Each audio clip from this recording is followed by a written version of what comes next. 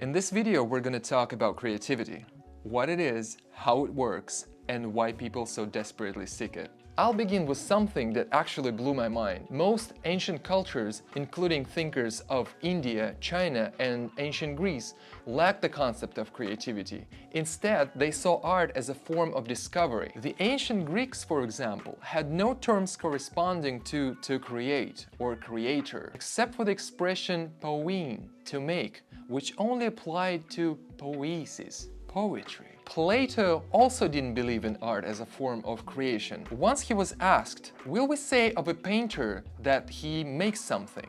He answers, certainly not. He merely imitates. And only by the 18th century and the Age of Enlightenment, the mention of creativity linked with the concept of imagination becomes more frequent. The first scientific attempt to research creativity was the book Art of Thought by Graham Wallas and Max Wertheimer in 1926. So it feels like before 1926, no one was even interested in why Homo sapiens started to draw on the walls of caves, why Michelangelo and Da Vinci created their masterpiece, and most importantly, how they did it. Is it possible to replicate this level of talent and creativity? However, Wallas and Wertheimer dissected creative process in 5 stages. The first one is preparation.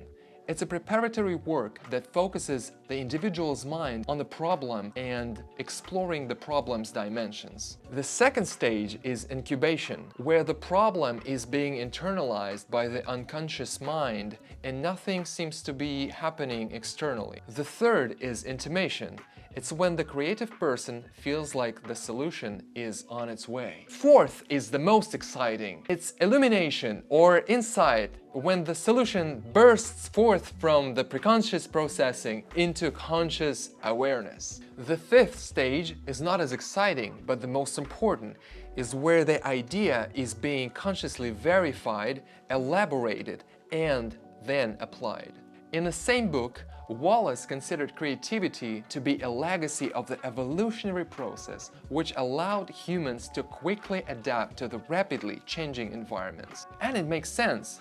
Humans, or their ancestors, were not too rich in fangs or claws. They needed to be creative to survive. And that's how the brain started to develop those areas responsible for the creativity. Okay, this is all the Wikipedia stuff, but why do we still need to be creative while there are no predators around us anymore and we don't need to climb the tree to get the best fruit of it? They're all on the shelf in a supermarket. Today's society and the way of our living shows us that being creative is as crucial as it used to be ages ago. Just think about it. Who gets the promotion faster? An employee who simply does their job, or the one who comes up with an idea on how to save some money for their employer, or even better, increase their revenue? Maybe it wasn't a good example. Here's another one. We all know of simple croissants and even more simple donuts. The pastry shops had been selling them for ages with an average success till the very moment when in 2013 a pastry chef from New York, Dominique Ancel, came up with a silly, but as it turned out, a fantastic idea of a cronut, where he married croissants and donuts. On the May 10th, when it was introduced, a blogger from Grub Street posted about it, and in 3 days a line of 100 people formed in front of the shop. They all wanted to try this funny invention of a creative chef. It's been super popular since, and the Time magazine named the cronut one of the best extremely fun inventions of 2013. Look at the social media. The most creative content makers become viral overnight, and the most creative of them quickly set up their online shops or get paid for the ads. This is who we are. The creative beings that evolve thanks to this cool feature of our brain. I can go on with the examples forever, but you get an idea. To have all the dough, one needs to be creative. You'll ask how? We can talk about this in the next videos. Hit the subscribe and the bell button to find the creative way in your life.